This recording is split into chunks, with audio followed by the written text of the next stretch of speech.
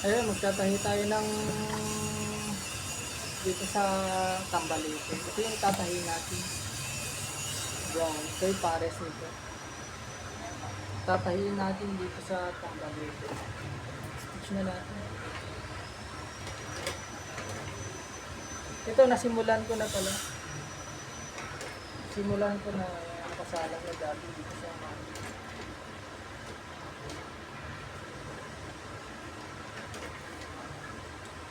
yung ganitong makina pala, hindi lahat kaya dito.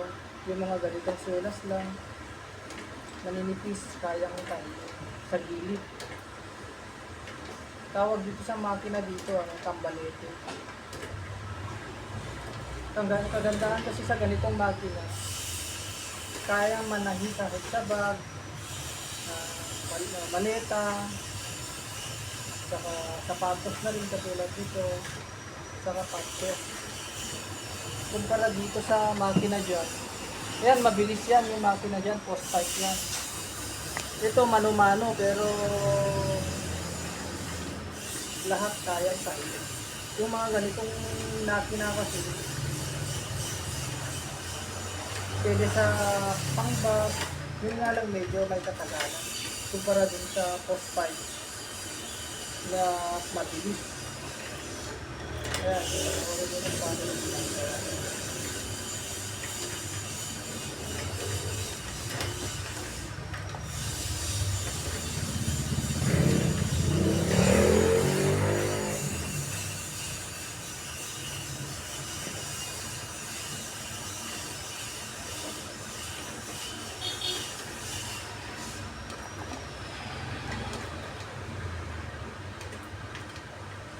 sa may mga shoe repair dyan na shoe repair shop, pwede kayong, kung wala kayong Tambalete,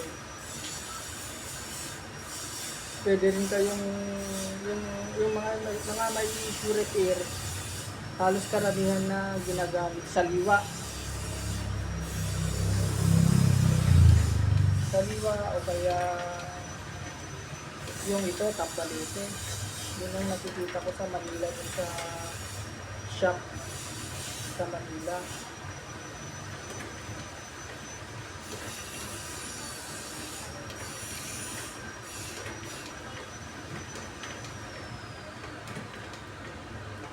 Sa mga may shop na shoe repair na walang ganitong makina, pwede kayong bumili ng ganito. Yung mga wala lang na walang ganitong makina. Kasi ito, mga kasapatos, mas mabilis manahito pagka ganito. Saka mas malinis. Kumpara sa kamay o kaya sa lamuda, machine. Alamuda kasi pang makakapalan yun. Saka pag ganito kasi medyo pangit tingnan pagka dito tinatahi yung ganitong sapatos nyo sa lamuda. Halatang halata yun. Kasi manipis lang yung sulat nito. Dito kasi sa Tambalete yung ganito, sa mga ganitong makina, kahit anong kulay ng thread, pwedeng yakma din sa kulay ng sulat. Sa lamuda naman, sa mano-mano, dalawang kulay lang ang alam ko diyan. May bicolor pero wala kasi halos limitado lang kasi nagbebenta ng ganun bicolor na nylon, panahirang tela. Ang usually lang na kulay, black and white.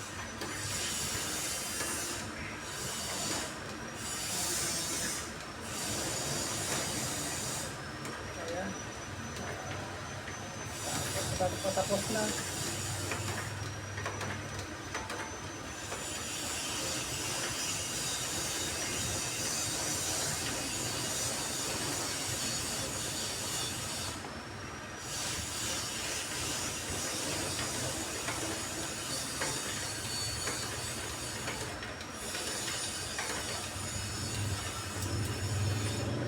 Ayun.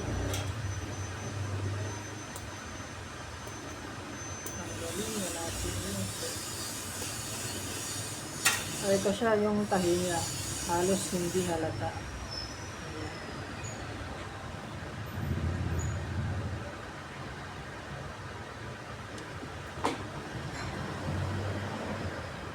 Sunod na natin tong isa, pares.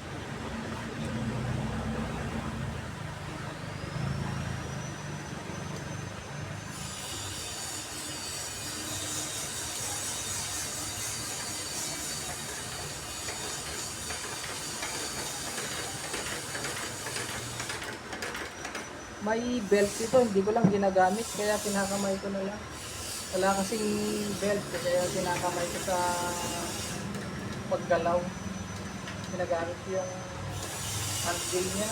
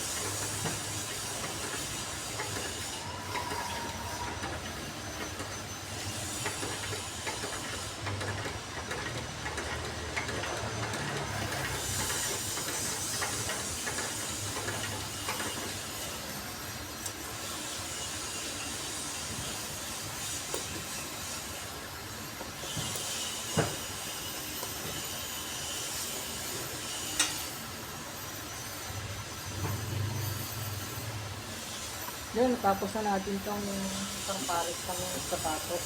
Ayan. Bali itong sapatos na to, linis, saka tahi na rin to. Ayan. Nalinisan, na shine. Parang bago na rin siya tingnan. Kung makikita sa dito. Ayan. Salamat sa panonood.